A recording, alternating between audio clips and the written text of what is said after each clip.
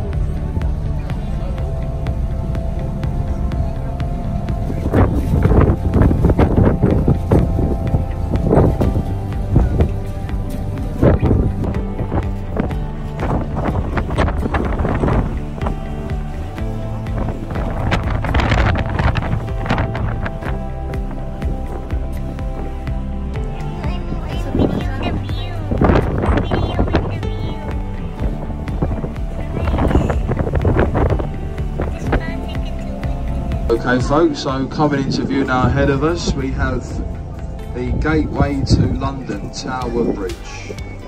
The bridge was opened in 1894 and it was designed by Sir John Wolfe Barry. The two centre bascules of the bridge, they both weigh 1100 tons each. They can be rose up in 90 seconds to allow larger ships in and out of the upper pool of London.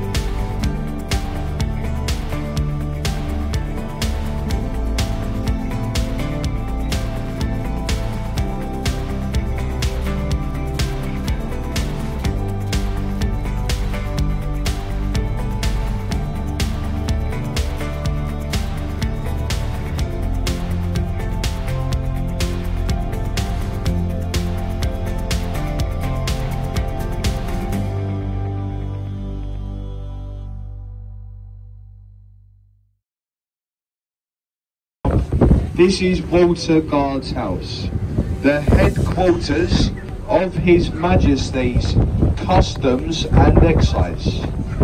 Any illegal contraband that's taken from our country's ports, like alcohol, cigarettes and drugs, they are taken to the basement of that building.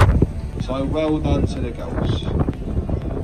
Over to our right, behind the trees, the building with the green tiled roof and the flagpole, the back entrance to the world famous Savoy Hotel.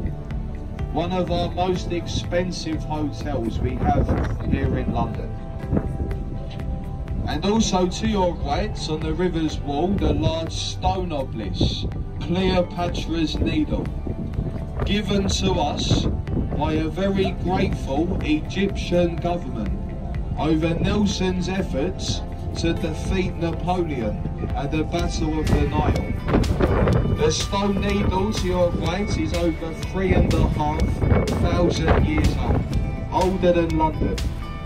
There's a pair to it, the other one found in Central Park, New York. And we have now ahead of us our final bridge we're going to go beneath, Charing Cross Railway Bridge.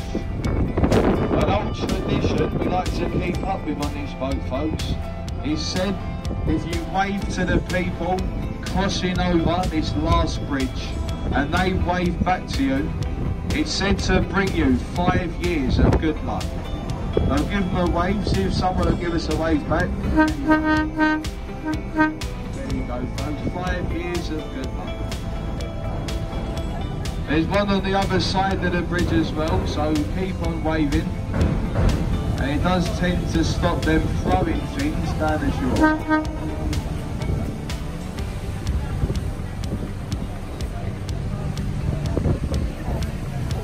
Over on your left hand side, the London Eye, London's biggest tourist attraction, opened in the year 2000.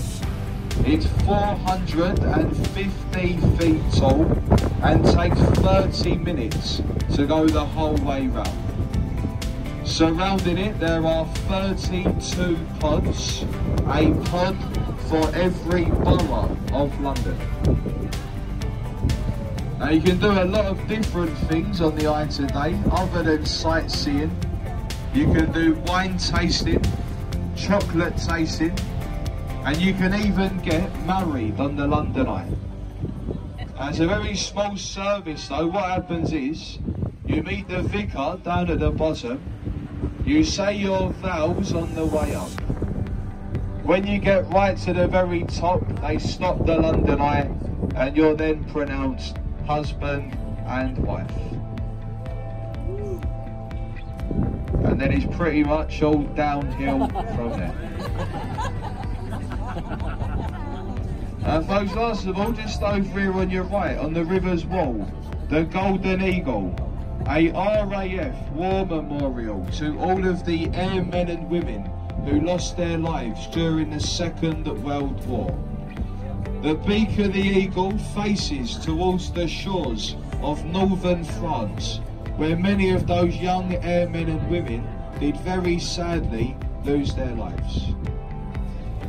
Ahead of us, above Westminster Pier, the Houses of Parliament and the Elizabethan Tower, a lot of people think is called Big Ben.